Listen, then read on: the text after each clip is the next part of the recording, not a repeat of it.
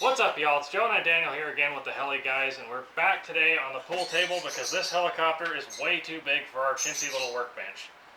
So, yeah, we're planning on getting this thing tore down, gone through, possibly reprogrammed on a different flight controller. We don't know. It's going to be a video series instead of just one long video because this thing's going to take some time.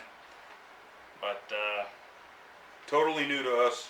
Don't know anything about them. Ready to learn though. Really excited to get this bird gone through, get it in the air. I know it's a little bit of an older bird, but everything I hear is a lot of the newer parts will cross right over onto this platform. So who knows? Maybe it'll be a 630X turned 700 conversion. Just don't know where it's going at this point, but do know that it's the biggest bird in our fleet so far, and really excited to have it. I very much agree. This thing is going to be super wicked. Way cool machine. Hope you all enjoy the video. After a word from me. Just wanted to take a quick second to thank our video sponsor, me. We don't have a sponsor, but we created a website and we designed some of these really cool Keep This Hobby Alive stickers. We're going to have them in black and white and 3 different sizes of each color. So if you like the stickers and want to support the channel and keep us going, then go to the link in the description below and find our stickers. Don't forget to subscribe to our channel because once we get to 1,000 subscribers, we're going to be doing a random giveaway to one of you with one of these brand new T-Rex 500X combo kits. And it's not something you're going to want to miss out on, so don't forget to hit that button below.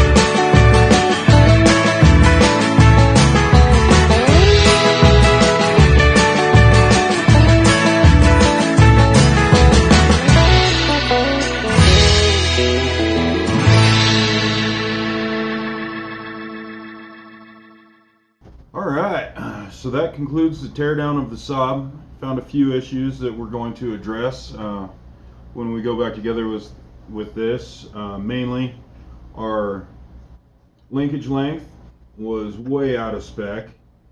We found a servo with the linkage ball that was not set in the same place as the other servos. That's going to cause some weird flight characteristics. We still have to go through the head, but everything in there feels pretty good so far. But I'm going to go ahead and tear it apart and re-grease all the bearings and just double check the dampeners and go through that, re-Loctite everything, and then checked out the one-way bearing. That's in good shape. Gonna just give everything a good clean up and once over. Other than that, oh, and the swash plate. Swash plate is definitely gonna get re-greased. So we've got that apart.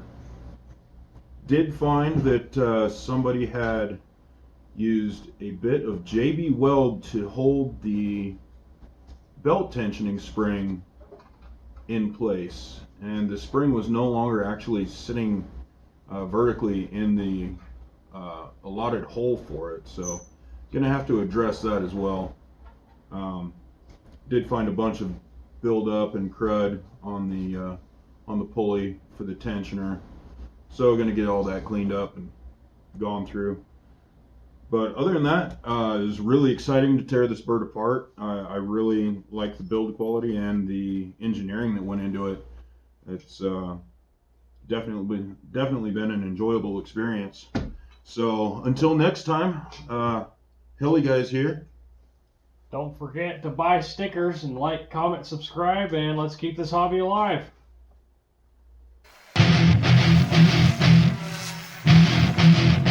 Recording, do something cool. Oh.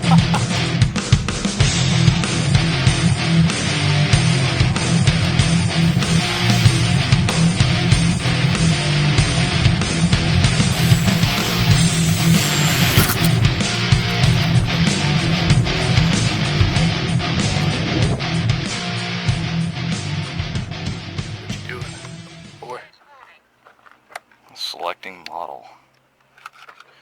Interesting stuff. Is this camera worthy? Is it camera worthy? Sure, why not?